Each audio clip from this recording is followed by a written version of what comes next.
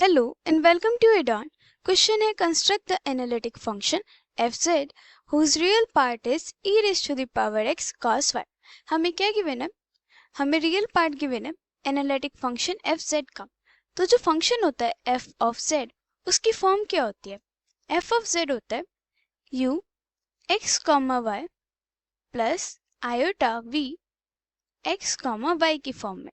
That is कोई function होगा x और y का जिसे हमने u बोला है plus iota any other function x और y का जिसमें ux y हमारा रियल पार्ट होता है एंड vx y हमारा इमेजिनरी पार्ट होता है, राइट.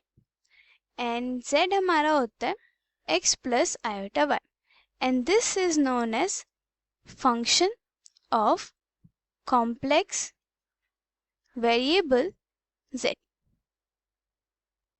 एंड इसकी ये फॉर्म होती है. अब ये जो फॉर्म है इसमें हमें गिवन है कि जो रियल पार्ट है फंक्शन का वो e raise to the power x cos y है. दैट इज हमें गिवन है u x y is equal to e raise to the power x cos y, right. अब हमें क्या फाइंड आउट करना है? हमें एनालिटिक फंक्शन फॉर्म करना है fz. अब इस फंक्शन को बनाने के लिए हमारे पास क्या मिसिंग है? हमारे पास ये फंक्शन vx y मिसिंग है. तो हमें vx y फाइंड आउट करना है एंड हमें पता है कि ये फंक्शन कौन सा है? एनालिटिक. अब नाउ अगर फंक्शन एनालिटिक होता है देन हमारे पास नेसेसरी कंडीशन होती है if a function f of z is analytic then it satisfies Cauchy-Riemann equation. In short, CR equation जो क्या होती है? It gives us some condition कि partial derivative of u with respect to x is equal to partial derivative of v with respect to y and partial derivative of u with respect to y is equal to partial derivative of v with respect to x in negative. तो हमारे पास ये दो forms आती हैं ux is equal to vy and uy is equal to minus vx. और इसे ऐसे भी लिख सकते हैं del u by del x is equal to del v by del y and del u by del y is equal to minus del v by del x. तो इस condition का यूज करके हम vx y फाइंड आउट करेंगे. हमारे पास ux y given है and पहली कंडीशन इसे कंडीशन 1 मार्क कर लेते हैं, इसे 2 मार्क कर लेते हैं. Then from 1 we have del u by del x is equal to del v by del y. So हम इससे लिख सकते हैं del by del x, u हमें गिवन है पुट कर देंगे e raised to the power x cos y is equal to del v by del y, right. Now इसका पार्शियल डेरिवेटिव ले लेंगे विद रिस्पेक्ट टू x. अब partial derivative x के साथ है तो जो y वाला वेरिएबल है या फंक्शन है वो बाहर आ जाएगा. तो हमारे पास हो जाएगा cos y del y del x e raised to the power x is equal to del v by del y. That is, this implies cos y e raised to the power x is equal to del v by del y. हमारे पास ये form आ गई. अब हमारे पास जो v है उसका partial derivative आया है with respect to y and हमें v चाहिए. तो हम क्या लिख सकते हैं? इसको राइट हैंड साइड में ले लेते हैं cos y को del v by del y is equal to e raise to the power x cos y. अब हमें v चाहिए तो we can integrate both sides with respect to y. Since हमें ये पार्शियल डेरिवेटिव हटाना है जो कि विद रिस्पेक्ट टू y है तो उसके लिए हमें इंटीग्रेशन भी लेना होगा दोनों तरफ with respect to y, where we take x as fixed और कांस्टेंट. क्योंकि हम partial derivative with respect to y ले रहे हैं, oh sorry integration with respect to y ले रहे हैं, देन जो x वाला फंक्शन है उसका तो इवेल्युएशन होगा नहीं तो उसके लिए हम क्या करते हैं उसे कांस्टेंट ले लेते हैं. देन हमारे पास हो जाएगा integration del v by del y with respect to y is equal to integration e raise to the power x cos y with respect to y plus C x. ये constant c x हमने क्या लिया है, c x is an arbitrary function of x, क्योंकि जब हम इस वाले फॉर्म का इंटीग्रेशन लेंगे y के साथ तो जो x वाला है वो तो होगा ही नहीं इवेल्युएट, तो उसके लिए जो मिसिंग पार्ट है हमारा जो इवेल्युएट नहीं हुआ है उसके लिए we take this constant c x.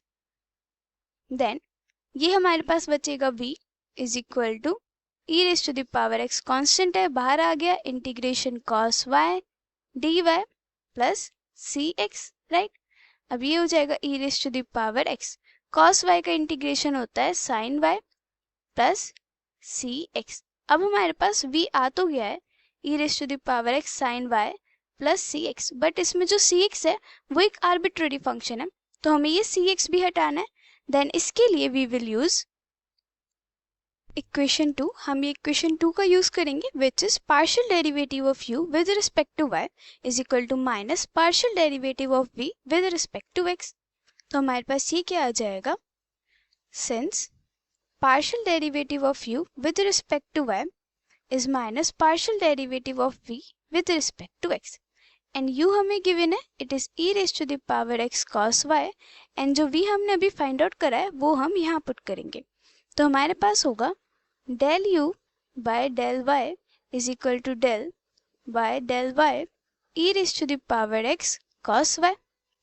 ये क्या आएगा, पार्शियल डेरिवेटिव है विद रिस्पेक्ट टू y तो x वाली टर्म आ गई बाहर कांस्टेंट होके, ये हो जाएगा e raise to the power x del y cos y and partial derivative of cos y is minus sin y, then it is equal to minus e raised to the power x sin y and minus del v by del x भी पता कर लेते हैं, minus में del y del x and v क्या है e raised to the power x sin y plus C x. Then इसका partial derivative लेना है विद रिस्पेक्ट टू एक्स, तो ये माइनस में है del by del x e raise to the power x sine y, separate करके लिख लेते हैं e raise to the power x sine y, बाहर माइनस है तो हो जाएगा minus del by del x c x. Then it is equal to minus partial derivative है विद रिस्पेक्ट टू एक्स तो साइन वाई आ गया बाहर और e raise to the power x का derivative with respect to x is e raise to the power x minus c x का derivative with respect to x is c dash x, जिसको we can write minus sine y e raise to the power x plus c dash x। So हमारे पास क्या आ गया, हमारे पास del u by del y आया which is minus e raise to the power x sine y and minus del v by del x is equal to minus sin y e raised to the power x plus c dash x. So we can write using 2, these two are equal तो हो जाएगा minus e raised to the power x sin y is equal to minus sin y e raised to the power x plus c dash x, right। अब दोनों तरफ minus है cancel हो गया, then क्या बचा e raise to the power x sin y is equal to sin y e raise to the power x plus c dash x। Now compare both sides, यहाँ पे ये दोनों सेम है, this implies c dash x is equal to 0 on comparing both sides.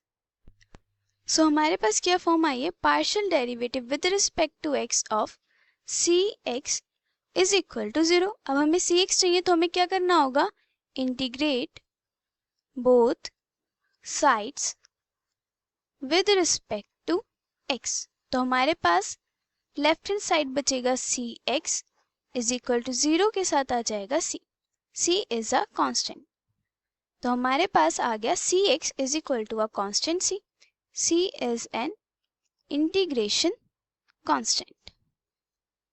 अब हमारे पास v क्या आया था,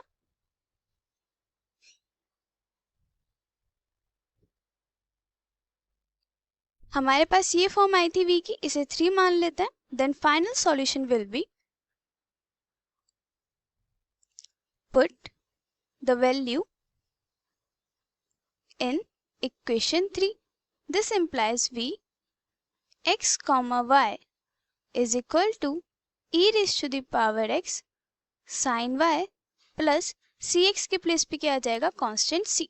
तो हमारे पास यू एक्स कॉमा वाई भी है and v x comma y भी आ गया. देन फाइनल एनालिटिक फंक्शन हमारे पास क्या आएगा, this implies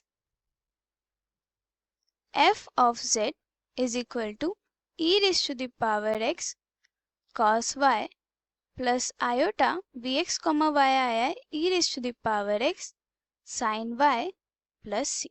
So this is the function f of z which is analytic. तो जब भी हमारे पास इस फॉर्म में क्वेश्चन आते हैं जिसमें हमें एनालिटिक फंक्शन की फॉर्मेशन करनी होती है, हमें रियल या इमेजिनरी पार्ट गिवन होता है, देन हमें क्या करना होता है, इन दोनों कंडीशंस का यूज़ करके उसे सिंप्लीफाई करना होता है. पहले एक कंडीशन यूज़ करेंगे जिससे हमारे पास v आएगा, जैसे कि हमने इसमें करा. हमने पहली कंडीशन यूज़ करी, उससे हमारे पास v आया जिसमें एक आर्बिट्रेरी फंक्शन आया. देन उसको सॉल्व करने के लिए हमने सेकेंड कंडीशन यूज़ करी यूजिंग 2, जिससे हमारे पास जो cx था उसकी वैल्यू आई. देन जो पहला हमारा vx आया था उसमें हमने ये वैल्यू पुट कर दी एंड देन हमारे पास vx कॉमा y सॉल्यूशन आ गया. देन फाइनली जो वैल्यू हमें गिवन थी वो एज इट इज़ आ जाएगी, प्लस जो हमने फाइंड आउट करा है वो भी आ जाएगा एंड इससे हमारे पास ओवरऑल फंक्शन आ जाएगा. So this is it for this video.